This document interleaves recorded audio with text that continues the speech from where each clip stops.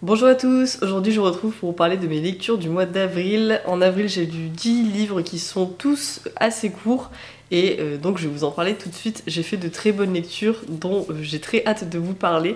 Le premier livre que j'ai lu, c'est en fait une nouvelle qui s'appelle So Late in the Day de Claire Keegan. Je sais pas si elle est traduite en français, mais si c'est le cas, je vous mettrai la couverture de la couverture française ici.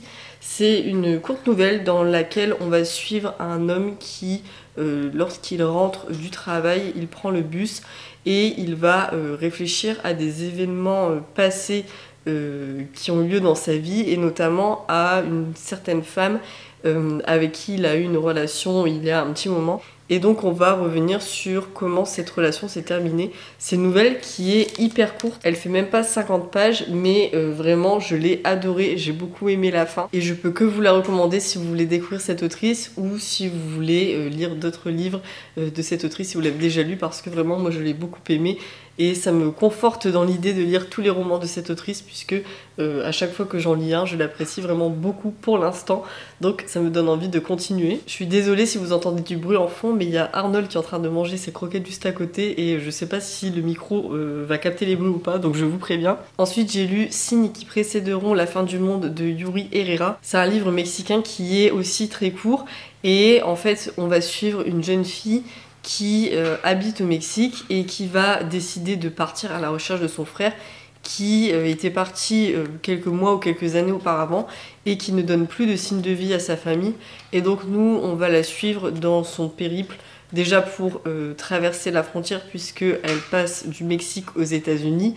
Et en plus de ça, après, on va suivre un petit peu ses aventures une fois qu'elle va arriver sur place et qu'elle va essayer de retrouver son frère, de découvrir ce qui s'est passé.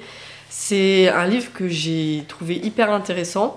Il y avait des côtés assez loufoques, avec des aventures qui sont assez spéciales, mais ça a été une bonne lecture pour le coup. Ça a été un livre qui se lit très rapidement puisque comme je vous disais il est assez court.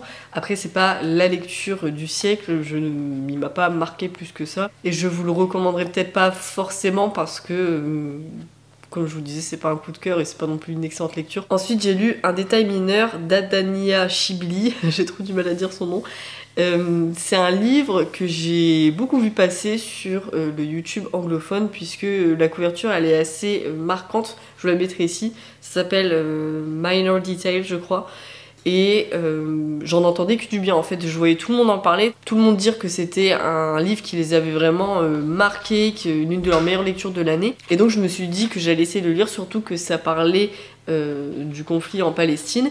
Sauf qu'au final, j'étais assez déçue par la construction en fait du livre. Dans la première moitié de l'histoire, on va suivre un soldat israélien qui va recueillir une jeune fille qu'ils vont trouver lorsqu'ils vont faire une attaque. En fait, ça va être l'une des seules survivantes. Et donc, il va la recueillir. Et à partir de là, il va y avoir des choses assez horribles qui vont arriver à cette jeune fille. Donc, sans rentrer dans les détails, gros trigger warning, violence sexuelle. Si jamais c'est quelque chose que vous supportez pas, ne lisez pas ce livre. Mais bref, on suit donc l'arrivée de cette jeune fille dans le camp militaire. Et on suit également l'officier en fait. Je sais pas si c'est un officier, enfin en gros c'est un militaire. Et la première partie était intéressante, même si c'était, comme je vous disais, assez difficile à lire et que le personnage du militaire j'ai trouvé assez bizarre et antipathique. Il a des gros tocs de propreté on va dire et la première moitié de l'histoire j'ai trouvé qu'elle était un peu bizarre en fait, surtout du point de vue du militaire. Et en fait, dans la deuxième partie de l'histoire, on suit l'autrice qui va partir à la recherche de plus d'informations sur ce qui s'est passé dans la première partie du roman. En fait, la scène qu'elle a décrite, elle va essayer d'enquêter sur les lieux pour avoir plus de détails sur les faits qui se sont passés à l'époque. Et j'ai trouvé la deuxième partie ennuyante, mais un truc de fou. J'ai pas compris l'intérêt en fait, donc je suis passée complètement à côté. Après comme je vous disais, mon avis est un petit peu contraire à tout ce que j'ai vu pour l'instant sur internet. Il y a beaucoup de personnes qui ont adoré ce livre et qui l'ont vraiment ouais, apprécié. et je pense que je suis juste passée à côté et que c'était pas une lecture qui était faite pour moi. Ensuite j'ai lu Mémoire d'un fou de Flaubert, ça faisait super longtemps que j'avais pas lu cet auteur que j'adore, et là en fait j'ai lu ce tout petit livre qui est en fait les mémoires que Flaubert a écrit lorsqu'il avait à peu près 15 ans, et je vais pas rentrer dans les détails de ce qu'il écrit parce que j'ai pas envie de vous spoiler, c'est vraiment un livre qui est hyper court, mais c'est hyper intéressant. En fait on voit le point de vue de Flaubert à son jeune âge, qui relate un petit peu ce qui arrive dans sa vie, qui écrit ses mémoires sur 2 ans je crois, et c'est hyper intéressant de voir comment il se développe pendant son adolescence. Il y a des faits qui sont assez similaires à certains faits qu'on retrouve dans ses romans, et moi ça m'a beaucoup plu parce que j'aime beaucoup Flaubert, j'ai lu beaucoup de ses romans, et du coup ça m'a fait vraiment plaisir de découvrir qui il était pendant son adolescence. Mais je sais pas si vous n'aimez pas Flaubert, si c'est une lecture qui va vous intéresser ou pas. Mais en tout cas, si c'est un auteur que vous affectionnez, je pense que ce petit livre pourrait vraiment vous plaire. Ensuite, j'ai lu Le Palais des Rêves d'Ismail Kadare. C'est le premier livre que je lis de cet auteur, et ça m'a donné trop envie d'en lire d'autres parce que je l'ai beaucoup aimé. Déjà, le résumé m'avait vraiment donné très envie parce que l'histoire avait l'air un petit peu loufoque. On suit un jeune homme qui va être embauché dans une administration de l'État, et cette administration s'appelle le Palais des Rêves. En gros, c'est un endroit où on va récolter en fait les rêves de tous les habitants du pays. Donc les habitants les envoient par courrier, et donc il va y avoir plein de fonctionnaires qui vont donc analyser les rêves. Il y a plein de services différents. Et en fait, le but de cette administration, c'est d'analyser des rêves pour voir s'il n'y a pas des rêves prémonitoires qui pourraient un petit peu prédire l'avenir du pays, du gouvernement. Et donc ça permettrait au gouvernement un petit peu de savoir où ils doivent se diriger, ce qu'ils doivent faire, etc. Et donc nous on suit ce jeune homme qui fait partie d'une illustre famille, on va dire, qui va intégrer cette administration. Il n'y connaît rien du tout, il débarque, et en fait il va commencer dans un service où il doit analyser quelques rêves, et au fur et à mesure de l'histoire, il va un petit peu monter les échelons, même beaucoup monter les échelons, et on va en même temps que lui essayer de comprendre ce qui se passe dans cette administration et dans cette société, et vraiment c'est hyper intéressant, c'est hyper bien fait. En fait on dirait limite un roman dystopique parce qu'on nous décrit une société qui est contrôlée du coup par le gouvernement grâce aux rêves qu'il récolte, et on suit un petit peu le comportement des habitants du coup de ce pays qui est parfois un petit peu étrange. C'est un roman que j'ai beaucoup aimé. Il y a vraiment, oui, comme je vous disais, cet univers un petit peu loufoque qui m'a beaucoup plu. Et à côté de ça, en fait, c'est une dénonciation justement de l'emprise du gouvernement sur le peuple, et ça m'a vraiment beaucoup plu. J'ai acheté un autre livre de cet auteur que je vous présenterai bientôt dans un book haul, mais j'ai très envie de continuer à découvrir parce que, comme je vous le disais, ça a vraiment été une très bonne lecture, celui-ci. Ensuite, j'ai lu Le Fantôme de Suzuko de Vincent Brault. C'est un livre que j'ai reçu grâce au Club des lecteurs Folio. Et c'est un livre qui avait l'air hyper intéressant parce qu'en gros, le pitch de base, c'est un mec qui essaye de chercher l'une de ses anciennes compagnes à travers le Japon, et il est un petit peu hanté par elle, on sait pas trop ce qui s'est passé. Donc ça avait l'air intéressant, sauf qu'en fait le personnage principal c'est l'auteur, et je l'ai trouvé un petit peu antipathique. J'ai pas apprécié suivre sa vie, ses déambulations à travers le Japon. Et à côté de ça, il y a plein d'aspects de l'histoire que j'ai pas trop aimé. J'ai pas trop aimé comment il décrit ses relations avec les femmes. Ça tourne beaucoup autour de l'art, des rencontres où on va faire des vernissages, etc. Et j'avoue que c'est pas vraiment quelque chose qui me passionne. J'aime bien l'art en général, mais là, raconter un petit peu les événements mondains, ça n'avait pas trop d'intérêt, je trouve. Et à côté de ça, la fin du livre où on découvre du coup qui était Suzuko et quel lien elle avait avec Vincent, oh mon dieu, trop bizarre, trop bizarre. Je mets un spoil au cas où vous auriez envie de le lire, et je vais vous mettre la minute à laquelle vous devez avancer si jamais vous voulez pas entendre le spoil. Mais en gros, à la fin du livre, on découvre du coup que Suzuko, c'est l'ancienne copine de Vincent, qu'il a rencontré du coup parmi ses amis qui sont artistes au Japon, Et Suzuko, c'est une taxidermiste qui du jour au lendemain se dit « Ah, j'ai récupéré le cadavre d'un renard, et si j'enlevais la peau de sa tête et je la foutais sur la mienne, et maintenant pendant 1 an et demi, j'ai la peau du renard sur ma tête, et j'enlève jamais. » Et après, à côté de ça, vous avez des scènes de relations sexuelles qui sont racontées avec la peau de renard sur la tête de la meuf. Bref, le spoil est fini. Vous vous en doutez, j'ai pas aimé ce roman, j'ai pas accroché. Ça se lit vite, il est court, il fait 200 pages, mais aucun intérêt. Ensuite, j'ai lu Le Didaka d'Ursula Le Guin. C'est un court roman dans lequel on va suivre une jeune femme qui va être envoyée sur la planète du coup Daka. Et en gros, on se rend compte que Aka, pour entrer dans l'écumène qui est en gros le regroupement de toutes les planètes dans les romans d'Ursula Le Guin, en gros, c'est une organisation qui relie toutes les planètes entre elles, qui fait qu'il y a des bonnes relations, etc. Et en gros, pour être accepté au sein de l'écumène, on se rend compte que la planète Daka et donc le peuple qui vit dessus ont un petit peu renoncé à leur héritage culturel, historique, etc. Ils ont un petit peu renié leurs origines pour se moderniser et pour ressembler de plus en plus à d'autres planètes qui peuvent faire partie du coup de l'écumène. Et donc nous on suit la jeune fille qui va partir sur la planète Daka et qui va essayer de découvrir du coup les origines culturelles et historiques de cette planète et essayer de comprendre pourquoi le peuple a décidé un petit peu de renier tout ça. C'est un livre que j'ai trouvé intéressant mais pas ouf non plus. C'est pas mon roman préféré d'Ursula Le Guin. J'avais envie de le lire parce que c'était le dernier dans l'anthologie que j'ai et donc j'avais envie quand même de terminer ce tome, mais ça n'a pas été une lecture très marquante pour moi et c'est pas du tout un roman d'Ursula Le Guin que je vous recommanderais pour la découvrir. Ensuite, j'ai lu Jenny de Sigrid Undset. C'est un roman que j'avais vraiment très hâte de lire parce qu'en fait on suit une jeune norvégienne qui va habiter en Italie principalement. Elle est artiste, elle a une vie un petit peu qui sort de la norme en fait du début du XXe siècle et on suit du coup sa vie en Italie à partir du moment où elle va rencontrer un autre Norvégien qui lui est étudiant et qui est venu découvrir l'Italie et Rome. Et donc on va suivre leur rencontre, tout ce que ça va entraîner sur le personnage de Jenny, puisque à la base, quand on la découvre dans le début du roman, c'est une femme très libre qui est vraiment sortie des normes de la société.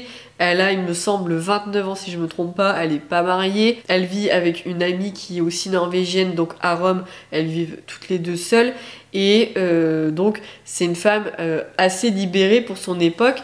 Sauf que lorsqu'elle va rencontrer le jeune Norvégien, ça va un peu bouleverser toute sa vision en fait de la vie et elle va se remettre en question, notamment remettre en question ses choix de vie et ça va un petit peu bouleverser on va dire le destin qu'elle s'était tracé.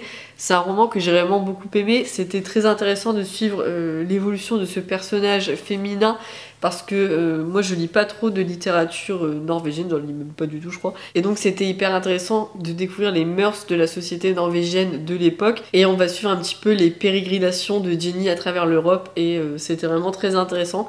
Je vous recommande vivement, ça change de l'autre livre que j'ai eu de cette autrice pour l'instant qui est Vigdis la Farouche, qui pour le coup est un roman beaucoup plus historique et pas du tout le même genre que celui-ci. Mais j'ai vraiment beaucoup aimé celui-ci et ça m'a donné très envie de continuer à découvrir cette autrice. Donc si vous avez d'autres romans à me recommander, n'hésitez pas à me le dire en commentaire parce que je sais pas trop vers quoi me tourner après. J'ai pas encore fait mes recherches, donc j'écouterai vos recommandations. Et enfin, pour terminer, les 2 romans dont je vais vous parler, ça a été 2 coups de cœur, 2 très bonnes lectures pour terminer le mois d'avril.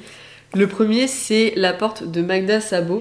C'est une autrice hongroise et j'en avais beaucoup entendu parler pendant un moment, j'avais vu beaucoup ce roman passer, mais je sais pas pourquoi, je m'étais jamais tournée vers elle.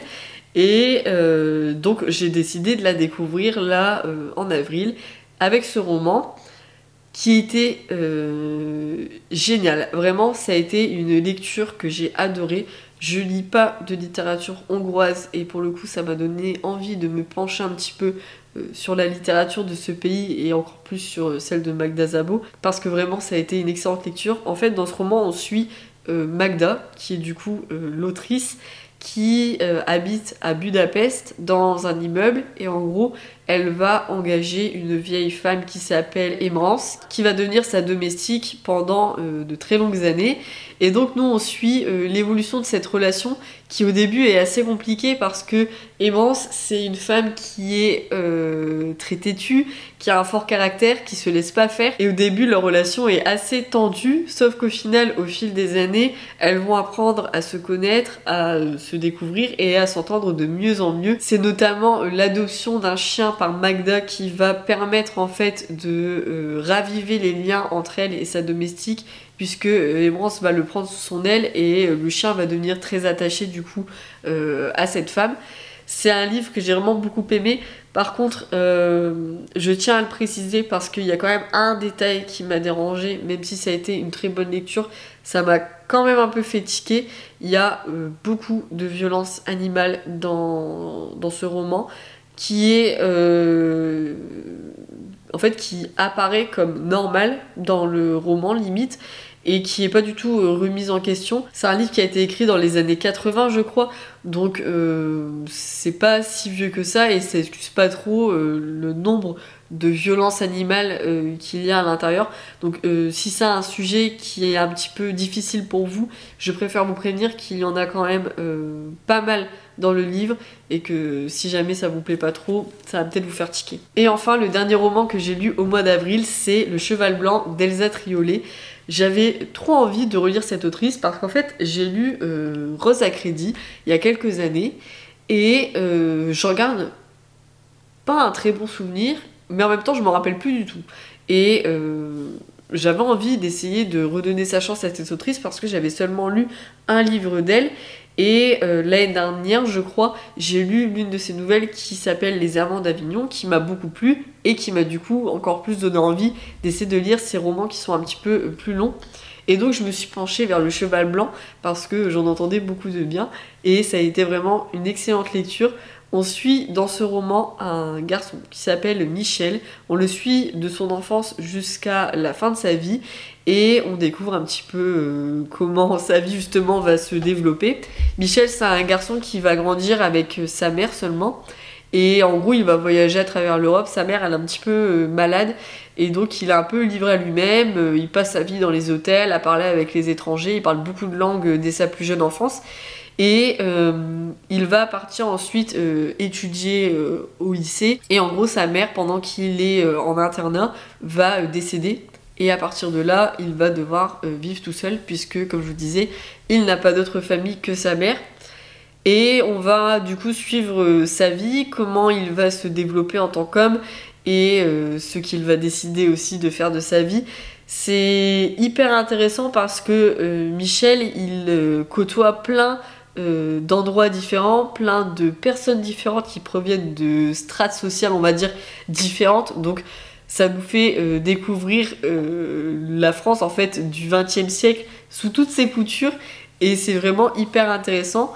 Michel c'est un personnage qui est assez antipathique par moments, il est assez volage, il rêve du grand amour, il rêve d'être un chevalier qui viendrait sauver la France. Et comme il ne trouve jamais rien qui arrive à la hauteur de ses rêves, on va dire, il est toujours déçu et il change constamment en fait d'amante, d'occupation dans la vie. En fait, il est très volage dans tous les sens du terme, que ce soit amoureusement, mais même dans sa vie professionnelle, on va dire, et dans sa vie amicale. Il se passe en fait plein de péripéties dans sa vie. Il y a toujours des problèmes, que ce soit avec une femme ou avec un de ses amis. Et donc on suit vraiment sa vie qui est très rocambolesque on va dire. Et par contre ça aborde plein de sujets qui sont hyper intéressants, plein d'univers comme je vous disais qui sont aussi très intéressants. Et ça parle de l'univers très mondain de Paris en ce début de XXe siècle entre les deux guerres. On découvre aussi des univers un petit peu plus artistiques, notamment dans la musique. Il y a également tout un côté où on va découvrir les maisons de mode à Paris, mais aussi il va partir après dans d'autres pays, donc on va suivre plein d'autres personnages. Enfin vraiment, c'est un roman qui est assez long, qui fait un peu plus de 500 pages, mais il est hyper intéressant, hyper fourni. Et on s'ennuie pas du tout à la lecture parce qu'on a envie de savoir ce qu'il va arriver du coup à Michel et de voir un peu comment il va terminer parce qu'il a parfois des choix de vie qui sont assez questionnables on va dire. Enfin bref, ça a vraiment été une très bonne lecture pour moi, ça m'a vraiment conforté dans mon choix de continuer à découvrir Elsa Triolet parce que j'ai vraiment adoré ce roman et j'ai vraiment très hâte de lire ses autres livres. Donc voilà, c'est tout pour mes lectures du mois d'avril. N'hésitez pas à me dire vous en commentaire aussi les lectures que vous avez faites durant le mois d'avril. Et moi je vous retrouve très bientôt dans une prochaine vidéo.